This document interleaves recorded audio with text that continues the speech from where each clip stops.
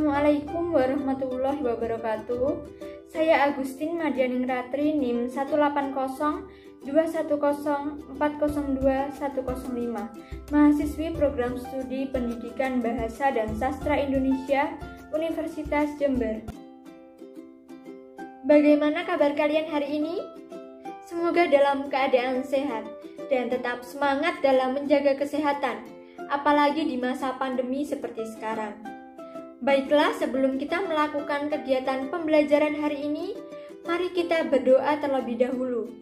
Berdoa dimulai.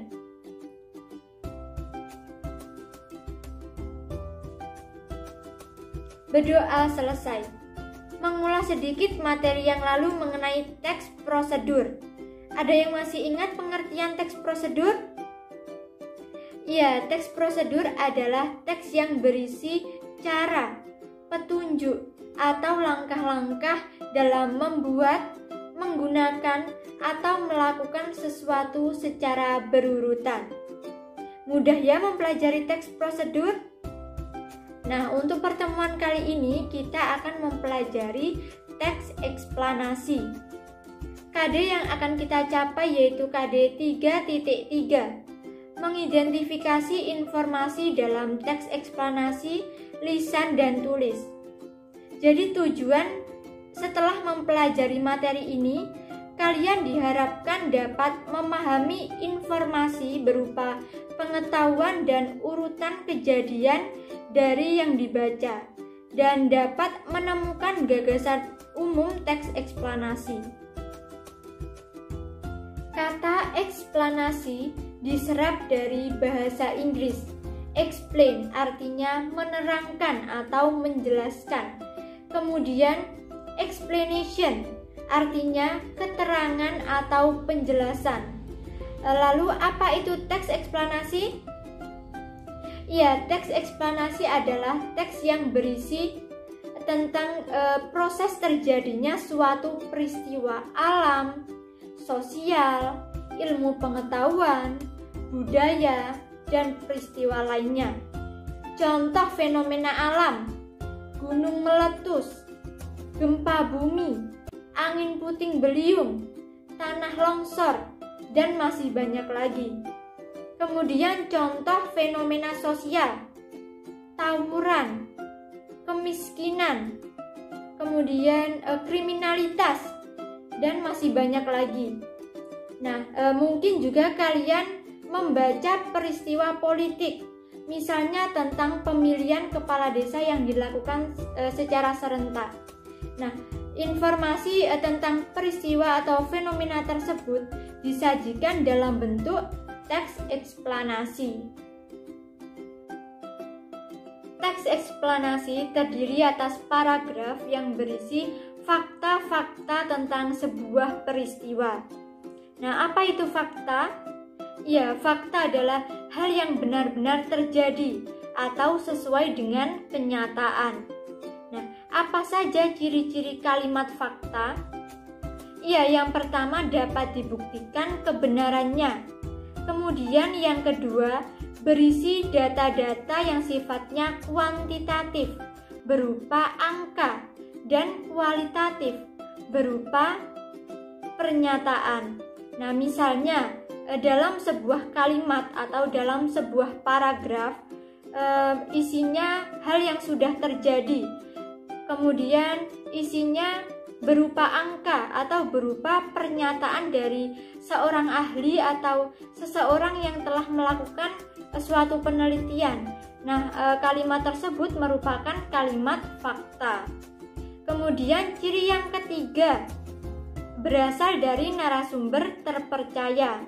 Kemudian yang keempat, mempunyai data yang akurat, baik waktu, tanggal, dan peristiwa.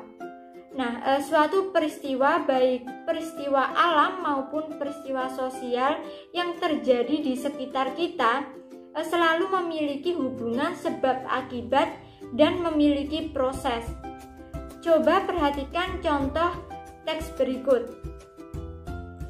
Kalau memang sudah terkena anemia, jenis-jenis asupan alamiah seperti dari makanan sudah tak praktis lagi. Ini disebabkan makanan berzat besi perlu dikonsumsi dalam jumlah yang banyak dan itu tak memungkinkan. Makanya, asupan zat besi perlu ditambahkan sampai anemianya terkoreksi. Biasanya, mereka merasa sehat kembali setelah 1 atau 2 hari berikutnya jika mengonsumsi asupan zat besi. Namun, itu menghilangkan gejalanya saja. Padahal, penyakitnya masih ada sewaktu-waktu bisa muncul kembali. Oleh karena itu, agar anemia terkoreksi, dibutuhkan zat besi yang cukup sebagai cadangan di dalam tubuh. Cadangan zat besi itu berguna untuk mengganti sel darah merah yang hilang. Biasanya, asupan itu terus dikonsumsi selama 1-3 bulan sampai anemianya terkoreksi betul. Nah, contoh teks tersebut juga tergolong ke dalam teks eksplanasi. Di dalamnya tergambar suatu paparan proses. Nah, teks tersebut memaparkan secara kausalitas tentang proses penyembuhan penyakit anemia. Jadi pembaca akan memperoleh pemahaman yang sangat jelas mengenai cara-cara penyembuhan penyakit anemia. Nah, dengan contoh tersebut, teks yang menjelaskan suatu proses urutan kegiatan yang bersifat kausalitas dapat digolongkan ke dalam teks eksplanasi. Nah, di dalam teks eksplanasi terdapat gagasan umum. Apa itu gagasan umum? Ya, gagasan umum itu sama saja dengan ide pokok. Apa itu ide pokok? Ide pokok adalah inti dari sebuah paragraf. Nah, jadi kalian harus membaca dengan cermat, baru bisa menemukan gagasan umum. Nah, gagasan umum dapat terletak di awal, di akhir, atau di awal dan di akhir paragraf. Nah, kalau di awal paragraf disebut dengan paragraf deduktif. Kalau di akhir paragraf disebut dengan paragraf induktif. Dan kalau ada di awal dan di akhir paragraf disebut dengan paragraf deduktif induktif atau bisa disebut dengan paragraf campuran. Nah, coba perhatikan contoh teks berikut. Dampak merebaknya penyebaran virus sindrom pernapasan akut parah atau Severe Acute Respiratory Syndrome atau SARS dari negeri jiran Singapura mulai mengancam bisnis perhotelan di Batam. Jumlah tamu, baik dari luar negeri maupun dalam negeri, merosot hingga tingkat hunian hotel di Batam berkurang hingga 10%. Demikian kata Public Relation Manager Goodway Hotel Puri Garden, Budi Purnomo, dan kata pengusaha Novotel Hotel Anas ketika dihubungi Kompas di Batam. Nah, gagasan umum teks tersebut adalah tentang dampak penyebaran virus SARS terhadap bisnis perhotelan. Teks tersebut menjelaskan dampak penyebaran virus terhadap kondisi perhotelan, yakni berupa merosotnya tingkat hunian hotel yang ada di Batam. Teks itu pun tergolong ke dalam jenis eksplanasi, yakni teks yang memaparkan proses terjadinya suatu fenomena atau kejadian dengan sejelas-jelasnya.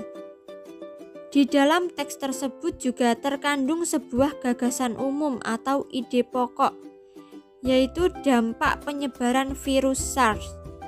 Gagasan umum tersebut terdapat pada bagian awal paragraf.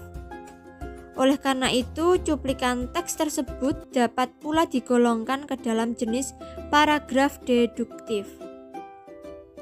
Tentunya setelah kalian menyimak penjelasan dan mencermati contoh-contoh yang telah saya berikan, kalian sudah memahami tentang teks eksplanasi dan gagasan umum dalam teks eksplanasi. Nah, untuk mengetahui sejauh mana kalian memahami materi hari ini, silakan kalian kerjakan tugas berikut. Buktikan bahwa teks tersebut merupakan teks eksplanasi dan tentukan gagasan umumnya. Baik, itulah materi pembelajaran kita kali ini. Semoga yang sudah saya sampaikan bisa bermanfaat. Tetap semangat dalam belajar, tetap menjaga kesehatan, dan patuhi protokol kesehatan dimanapun kalian berada. Terima kasih. Wassalamualaikum warahmatullahi wabarakatuh.